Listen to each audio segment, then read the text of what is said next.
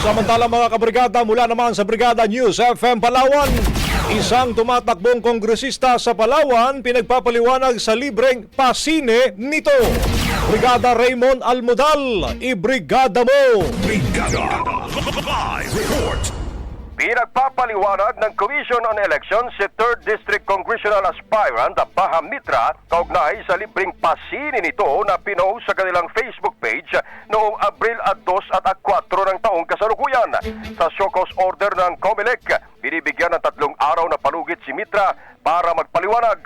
Nakasaad sa anunsyo na mayroong 165 seating capacity ang sinihan at may libreng tubig at popcorn ang mga dadalo. Ayon sa COMELEC, ang pamamahagi ng libreng ticket sa sine ay posibleng paglabag sa Omnibus Election Code na vote buying o vote selling. Makikita rin umano sa Facebook post na dumalo mismo si Mitra sa nasabing block screening kasama ang kanyang mga taga-suporta na nagpapalakas ng aligasyon ng vote buying.